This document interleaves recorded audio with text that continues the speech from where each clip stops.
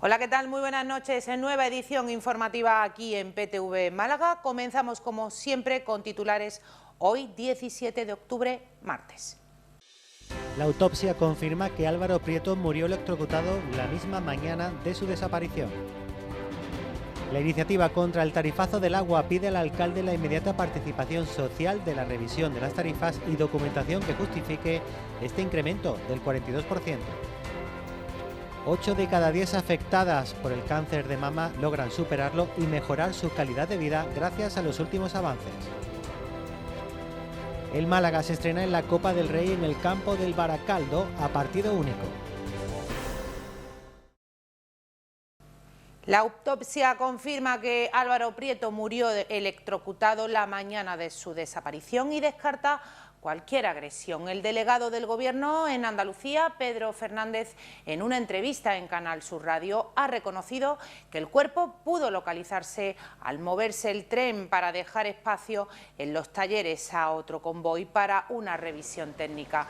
Además, una cámara de seguridad situada en una gasolinera en la zona cercana a los talleres grabó al joven subido al techo del tren donde se electrocutó. En cuanto a qué ocurrió dentro de la estación sevillana una vez que el joven fallecido fue descubierto sin billete dentro del tren que lo llevaría a Córdoba capital, el delegado del Gobierno ha asegurado que no quiso aceptar la ayuda que se le ofreció para que pudiera cargar el móvil que se había quedado sin batería. Apostillan y que no saben la razón ni el motivo.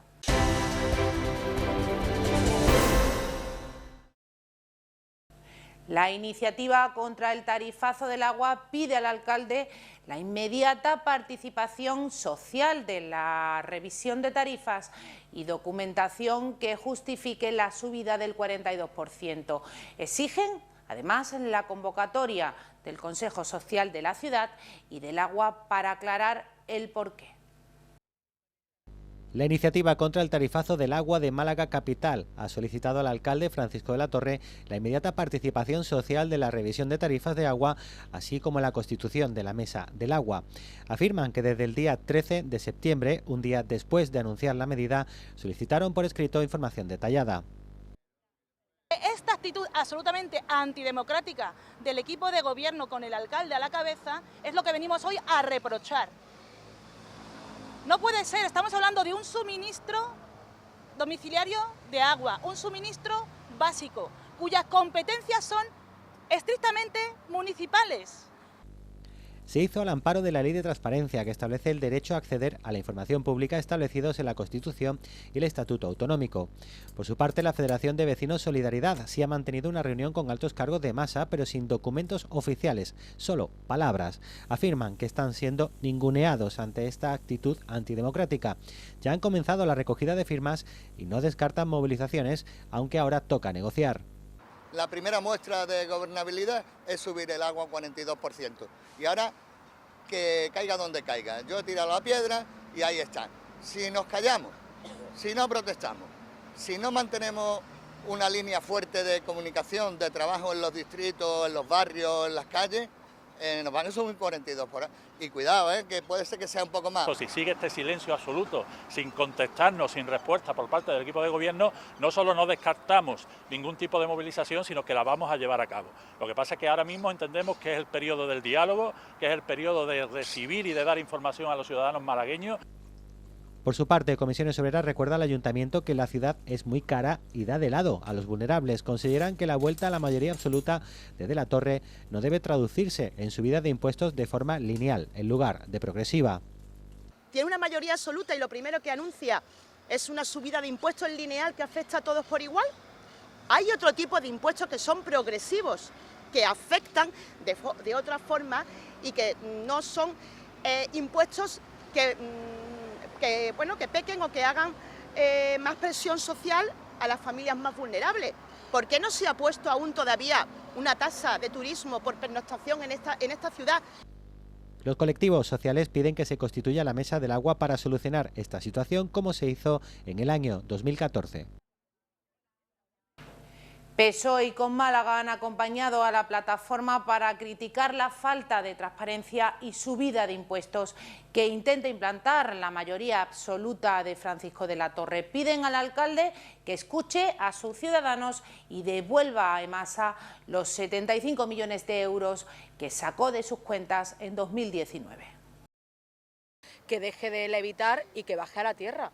Es de una falta absoluta de respeto, de educación, de cultura democrática y de transparencia, que habiendo pasado un mes desde que anunció una subida ni más ni menos que del 42% del recibo del agua, no solo no nos haya presentado ni un papel, en este momento todavía el Consejo de Administración de EMASA no se ha reunido, no hay un expediente administrativo puesto en marcha para que podamos conocer de qué estamos hablando y sigue sin atender la demanda de los colectivos vecinales. Paco de la Torre, ¿qué miedo tiene? ¿Tiene miedo a decirle a nuestros mayores que le va a subir el agua por su consumo responsable? ¿Va a decirle a los ciudadanos que no va a ser un 42% de media lo que le va a subir, sino que posiblemente sea mucho más del 42% la factura del agua? ¿O es que le da miedo decirle a los ciudadanos de Málaga que no puede justificar esa subida de esa media del 42%?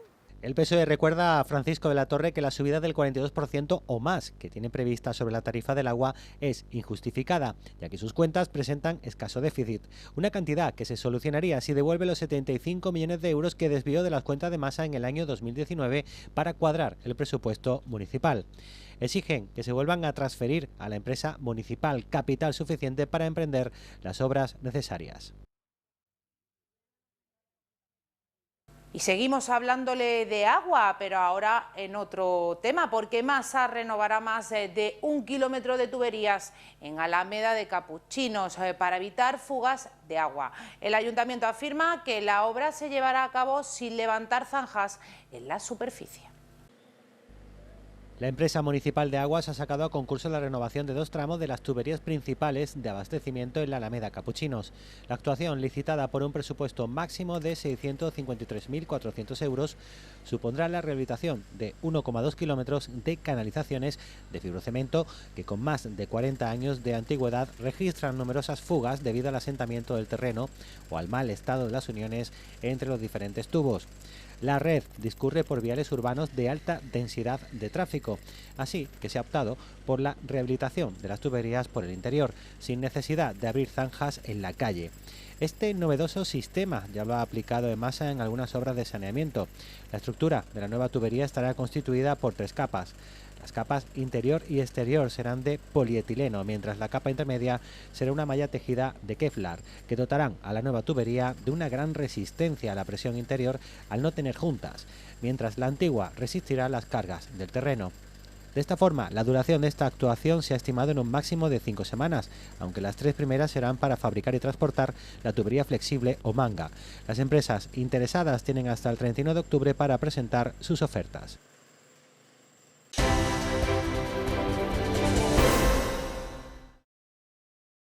El clínico acoge unas jornadas de autocuidado con motivo del Día Mundial del Cáncer de Mama. El encuentro ha reunido a asociaciones malagueñas vinculadas con esta enfermedad y a profesionales de distintas especialidades.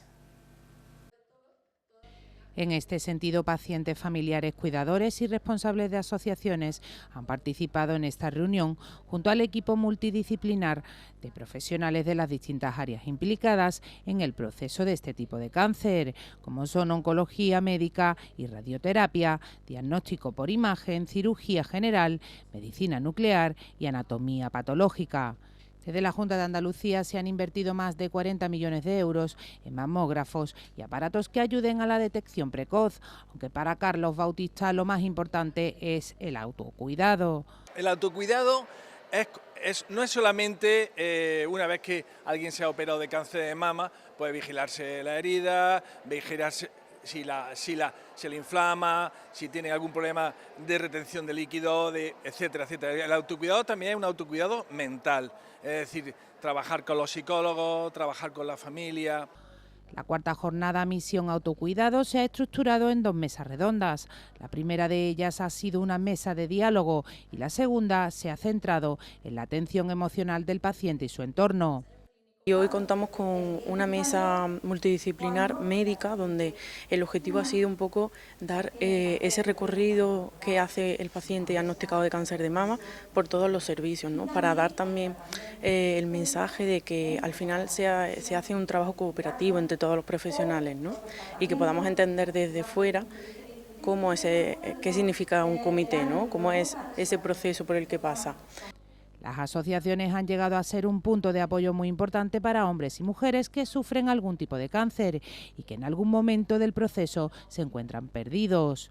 Yo cuando comencé en este proceso no había este tipo de asociaciones y bueno, te encuentras perdida, no sabes dónde acudir, con lo cual estas asociaciones están haciendo una labor muy buena a las pacientes que comienzan ese camino.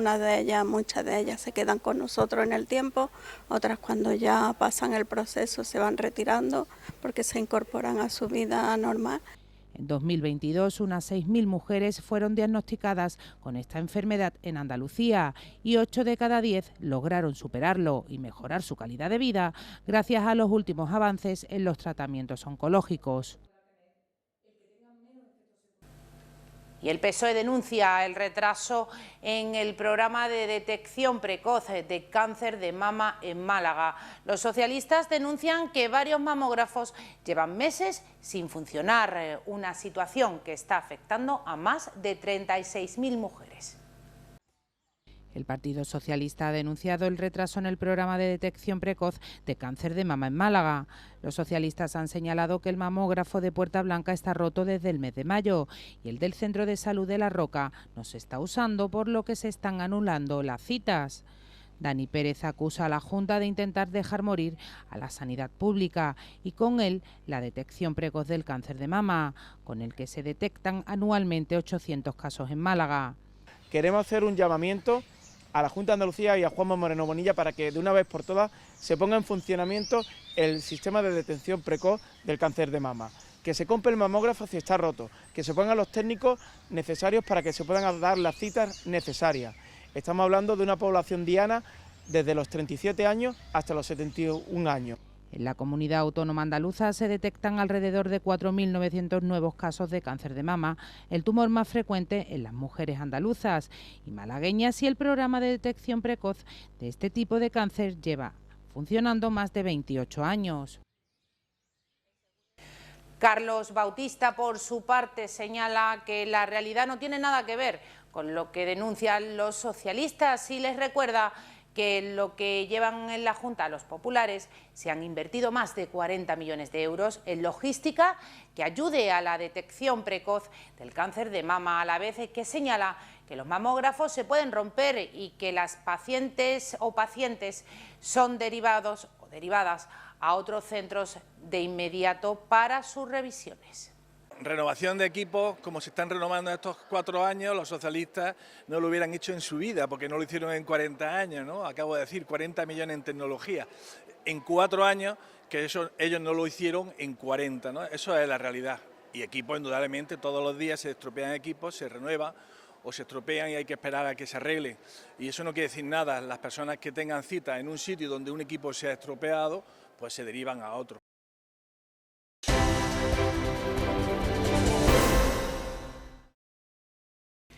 El juzgado de Vélez Málaga ha rechazado la petición del obispado de personarse como acusación particular en la causa en la que se investiga a un sacerdote por la presunta comisión de delitos de agresión sexual a varias mujeres a las que supuestamente se daba y grababa. La diócesis malagueña apunta que la intención es recurrir la decisión de la titular del juzgado. El obispado decidió presentar la solicitud de personación con el propósito de permanecer al lado de las víctimas y de continuar poniendo todos los medios a su alcance para contribuir al esclarecimiento de los hechos y después de un estudio en el que se ha valorado el grave perjuicio causado. El cura fue detenido en Vélez, Málaga, por la Policía Nacional, que inició en ese momento el análisis de la abundante cantidad de material audiovisual intervenido.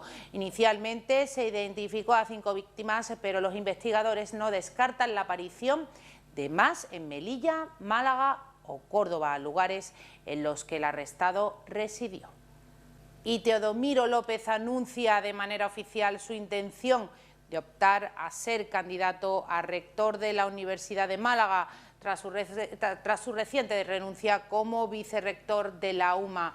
Este catedrático de Química Física ha ejercido durante los últimos 8 años como vicerrector de Investigación y Transferencia en el complejo malagueño. Se trata del último aspirante que hace pública su intención de suceder a José Ángel Narváez, incrementar la colaboración público-privada, fomentar las ayudas para aquellos estudiantes que tienen dificultades para afrontar el pago del alquiler de la vivienda mientras se forman en la Universidad malagueña, incrementar las titulares en base al futuro que afronta la UMA. Son algunos de los proyectos claves que el candidato destaca cara a su aspiración como rector, después de haberse reunido con todos los centros y la mayoría de los institutos universitarios.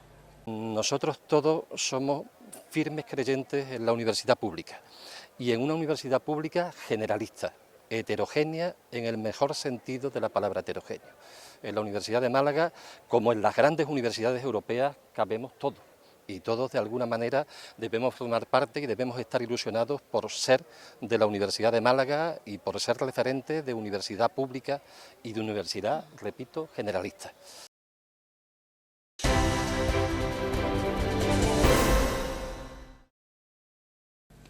El Málaga se estrena en la Copa del Rey visitando el campo del Baracaldo en un duelo que se disputa a primeros de noviembre a partido único. El Antequera visita al Manchego, mientras que el Marbella recibe al Racing de Ferrol. El sorteo de la Copa del Rey ha emparejado al Málaga con el Baracaldo de Segunda Federación, un duelo que se jugará en el campo vizcaíno de la Sesarre. Bueno, al final es lo que quizá tiene... No es tan positivo lo de la Copa, porque te rompe un poquitín el trabajo semanal, pero bueno, todos jugamos con las mismas armas y ha tocado allá Baracaldo y encantados de ir allí y seguro que será un partido precioso. Mientras que el Antequera, también en primera ref, visitará al Manchego Ciudad Real de menor categoría. Por su parte, el Marbella, que milita en segunda ref, se medirá al Racing Club de Ferrol de segunda división. Como siempre, la eliminatoria a partido único arranca en el campo del equipo de menor categoría, aunque el nuevo formato hace más atractiva la competición, ya que desde el inicio enfrentará a equipos muy humildes con la élite del fútbol español. El 1 de noviembre se celebrará la primera eliminatoria y el 6 de diciembre la segunda. En el mes de enero tendrán lugar los 16avos, octavos y cuartos de final. El 7 de febrero la ida de semifinales y la vuelta el 28. La gran final se celebrará el 6 de abril en el Estadio de la Cartuja de Sevilla. La plantilla vuelve este martes al trabajo en sesión vespertina en los campos de la Federación para continuar con la preparación del partido frente al Real Madrid Castilla, un duelo que se juega el sábado a las 8 de la tarde en la Rosaleda. El fútbol sala UMA Antequera goleó al Playas de Castellón por 5-0 en un partido que se decidió en la segunda parte. Los malagueños debutan mañana en la Copa del Rey en la cancha del Gran Canaria. El Club Deportivo UMA Antequera retoma la senda de la victoria en el pabellón Fernando Argüelles. Una goleada contundente por 5-0 ante Playas de Castellón para recuperar las buenas sensaciones, hacerse fuerte como local y olvidar la última derrota. Los de José Antonio Borrego Tete entraron con paso firme al encuentro. Gol de Óscar para abrir el marcador 1-0 y mantener una igualada pugna con su oponente por el control del balón. Aguantó la ventaja y a la vuelta del paso por vestuarios aumentó también la precisión de cara a puerta para sentenciar la contienda, con los tantos de Nando, Miguel, Alvarito y Leandriño. Un triunfo clave que permite escalar hasta la tercera plaza con 9 puntos, los mismos que Guanapizzala 10 y uno menos que Unión África Ceuti, líder de segunda división con 10 puntos. Goleada, 3 puntos y sensaciones positivas a nivel competitivo para el Humantequera en una semana con mucho desgaste por delante. El conjunto malagueño recibe en la próxima jornada en el Fernando Argüelles al Full Energía Zaragoza, pero antes toca el estreno en la Copa del Rey con la visita este miércoles a Gran Canaria, donde se medirá en la tercera ronda de la competición del CAO al equipo insular. El Unicaja debuta este miércoles en competición europea visitando la cancha del Falco Vulcano húngaro. El rival cajista ha ganado las 3 últimas ligas de su país. El Unicaja viaja por primera vez en su historia a Hungría para medirse este miércoles al Falco Vulcano Szombathely, en el que será el estreno del equipo en la BCL esta temporada. Los malagueños se desplazan a Hungría por primera vez en su historia para comenzar su participación en la competición europea, donde también se verán las caras con el Le Mans francés y el Peristeri griego, contrincantes para acceder al Round 16. El Falco Vulcano húngaro, pese a no ser demasiado conocido, ya ha dado muestras de su potencial, habiendo ganado 4 ligas desde 2019, incluyendo las 3 últimas. En total suma 5 títulos ligueros a sus vitrinas, así como 2 de Copa desde su creación en 1980. Ya consolidado como uno de los grandes conjuntos del baloncesto de Hungría, es todo un asiduo de la BCL, en la que cumple su 5ª participación consecutiva. El año pasado logró clasificarse para la Round of 16. Además, los magiares llegan a la cita europea tras haber disputado 3 jornadas de la Liga húngara, marchando líderes invictos. Con respecto a la plantilla, el entrenador Milos Konakov ha logrado mantener unido el núcleo del equipo el año pasado, cuya plantilla principalmente está compuesta por jugadores húngaros.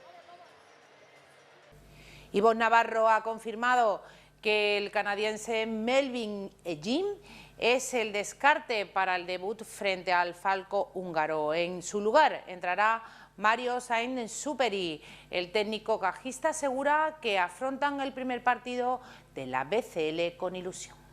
Es una competición especial para nosotros, una competición en la que el año pasado llegamos lejos y bueno, nos quedamos a muy poco de jugar una final y además en casa, y bueno, creo que respetando mucho a todos los rivales, sabemos que tenemos que hacer muchas cosas bien para poder llegar lejos, no es fácil hacerlo, no será fácil repetir lo del año pasado, pero bueno, vamos con la ilusión de empezar una nueva competición en la que todos partimos de cero, todos tenemos muchas ilusiones y expectativas y bueno, vamos a empezar en un campo complicado como es el de Falco.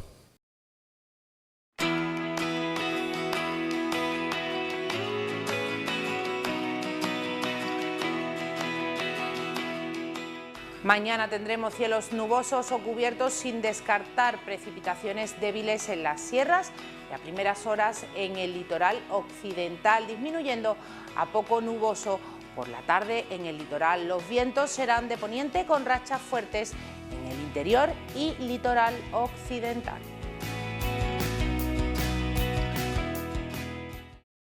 Y como siempre acabamos con un apunte cultural contándoles que el Museo de Málaga acoge hasta el próximo mes de diciembre la exposición La presencia de Picasso. Esta muestra pretende acercar al público las claves de su arte a través del patrimonio picassiano que alberga el museo, habitualmente no expuesto por sus especiales condiciones de conservación. Con esta exposición les deseamos que pasen buena noche. Adiós.